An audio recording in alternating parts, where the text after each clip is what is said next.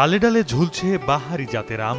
দেখলে মনে হবে রাজশাহীর কোনো বাগানের কথা, কিন্তু কুয়াকাটার আম চাষিরা লবণাক্ত জমিতে আমের বাগান করে তাক লাগিয়ে দিয়েছেন।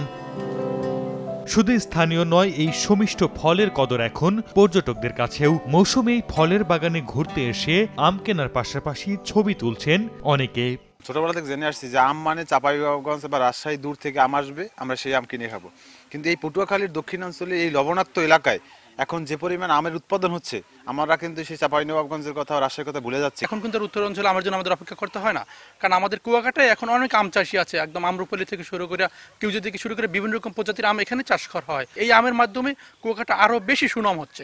ইসহাক মুন্সি আম চাষ প্রথম বাগান করছে, বাগান করিয়া এবার সে লাভবান হয়েছে। কাজের ফাঁকে একটু রিফ্রেশমেন্টের জন্য আম বাগানে ঘুরতে আসা, তো ভাবলাম, দেখলাম যে খুব ভালো আমের ফলন হয়েছে।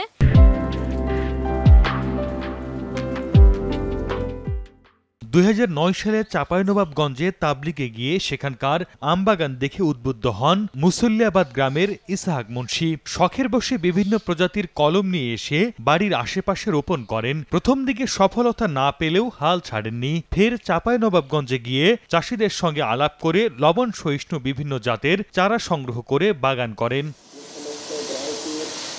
পরিমিত সার, ঔষধ সহ পরিচর্যায় কয়েক বছরে আসে সফলতা। পরিবারের চাহিদা মিটিয়ে বাড়তি আম বিক্রি করেন। শখের বাগান থেকে স্বপ্ন দেখতে শুরু করেন তিনি। বাণিজ্যিকভাবে প্রথমে 2 একর জমিতে আমের বাগান শুরু করলেও এখন তার বাগানের আয়তন প্রায় 4.5 একর। হিমসাগর, ল্যাংড়া, আম্রপালি, খিরসাপান, ফজলি, বারিচার, মিয়াজাকি, কিউজাই, ব্যানানা ম্যাঙ্গো সহ 20 থেকে 25 প্রজাতির আম গাছ রয়েছে ইসহাক মুন্সির বাগানে। গত বছরে আমার 6 থেকে 7 লাখ টাকার মতো আসছে বাগান থেকে। এবছরে আশা করি হয়তো 4-5 লাখ টাকা আসবে ইনশাল্লাহ। তো আবহাওয়া খারাপের কারণে আম বড় হইতে পারে না এবং অনেক আম ঝরে গেছে। তারপর আমরা পানি দিয়া সেচ দিয়ে মোটামুটি যতটুকু পারছি অতটুকু রাখতে পারছি। ইসহাক মুন্সির সফলতা দেখে এলাকার অনেকেই তার কাছ থেকে কলম সংগ্রহ করে বাগান করে লাভবান হয়েছেন। ছোট বড় মিলে কুয়াকাটায় বর্তমানে 1/2 আমের বাগান রয়েছে। আমের বাগান হইতেছে, আর আমের বাগান খুব মিষ্টি হচ্ছে, আর আম খাইতে মিষ্টি লাগতেছে। আমি আম কিনতে আসছি। আমাদের এলাকায় তো এইভাবে হইতো না আগে, মনে করেন লবণাক্ত এলাকা ছিল, এই জন্য কেউ আর কি করে না। এটাই দেখা দেখি সবাই আর কি চাষ করছে। তাদের ফলন দেখে আমরা অনেকেই আগ্রহ এবং অনেকেই এই কলম নিয়ে অনেকেই আম ফলাইতে আছে। দক্ষিণাঞ্চলে লবণাক্ত জমিতে আম চাষের প্রসার ঘটাতে লবণাক্ত সহিষ্ণু জাতের উদ্ভাবনের পাশাপাশি এর প্রসার বাড়ানোর তাগিদ দিয়েছেন বিশেষজ্ঞরা। আমরা যদি লবণাক্ততা সহিষ্ণুতা আমের জাতের উপর গবেষণা করে, মাটি পরীক্ষা নিরীক্ষা করে যদি আমরা আরও এই ভালো ফল পেতে চাই, তাহলে অবশ্যই এই আম চাষের প্রভাব এবং এর বিস্তার আরও ছড়িয়ে দিতে হবে।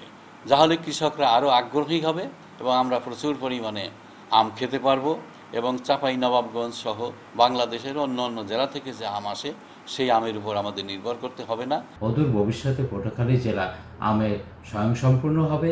যদিও এবছরের আম উৎপাদিত হবে স্থানীয় বাজার পূরণ করেও কৃষকরা বাইরে আমগুলো বিক্রি করতে পারবে, অন্য জেলাতেও তারা সরবরাহ দিতে পারবে। জেলায় বাণিজ্যিকভাবে 350 হেক্টর জমিতে আমের বাগান রয়েছে। এবছর উৎপাদনের লক্ষ্যমাত্রা 1000 টন। সময় সংবাদ, পটুয়াখালী।